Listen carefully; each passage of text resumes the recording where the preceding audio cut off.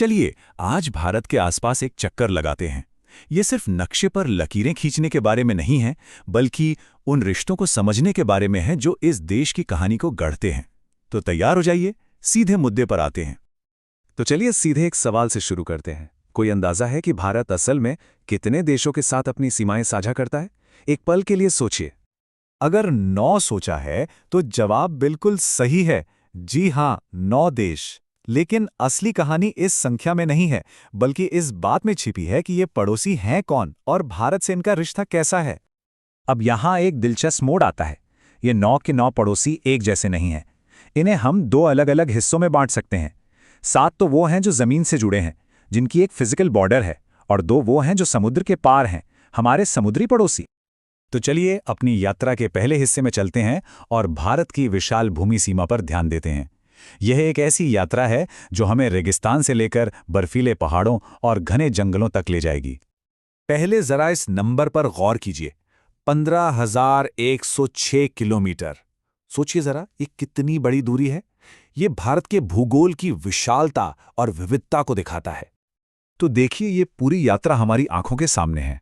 हम पश्चिम में पाकिस्तान से शुरू करते हैं, फिर उत्तर में हिमालय के ऊंचे पहाड़ों के पार चीन, नेपाल और भूटान तक पहुंचते हैं, और फिर पूरब में बांग्लादेश और म्यांमार की तरफ उतरते हैं। हर एक पड़ोसी भारत के कई राज्यों से जुड़ा है, जिससे रिश्तों का एक बहुत ही घना जाल बनता है। लेकिन रुकिए, अभी तो 6 ही हुए, तो 7वां जमीनी पड़ोसी कौन है? भाई, ये मामला थोड़ा पेचीदा है। अफगानिस्तान टेक्निकली पाकिस्तान अधिकृत कश्मीर के इलाके में भारत के साथ एक छोटी सी सीमा साझा करता है।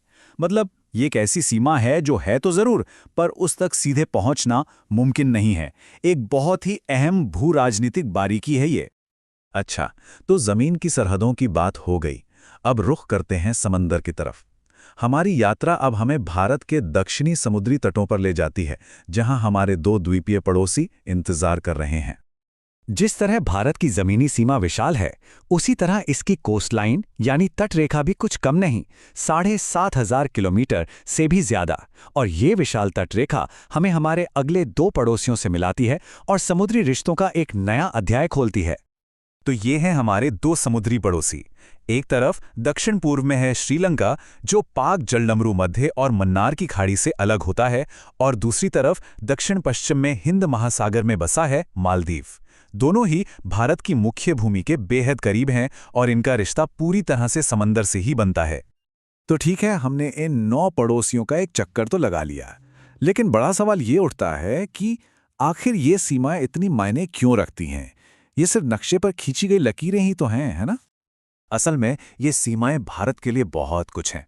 ये व्यापार के लिए अहम रास्ते हैं, देश की सुरक्षा की पहली दीवार हैं। सदियों से यहाँ संस्कृतियों का मेलजोल होता रहा है, और यही वो मंच है जहाँ क्षेत्रीय कूटनीति की पूरी बिसात बिछती है। मतलब ये भारत की पहचान का एक जीता जागता धड़कता हुआ हिस्सा है। तो हम इस चर्चा को इसी एक सवाल के साथ खत्म करते हैं। भूगोल किसी राष्ट्र के भाग्य का नक्शा कैसे बनाता है? भारत के पड़ोसियों की ये यात्रा हमें दिखाती है कि सीमाएं सिर्फ बंटवारा नहीं करती, बल्कि वो रिश्ते भी बनाती हैं जो किसी देश के अतीत, वर्तमान और भविष्य को एक साथ गढ़ते हैं।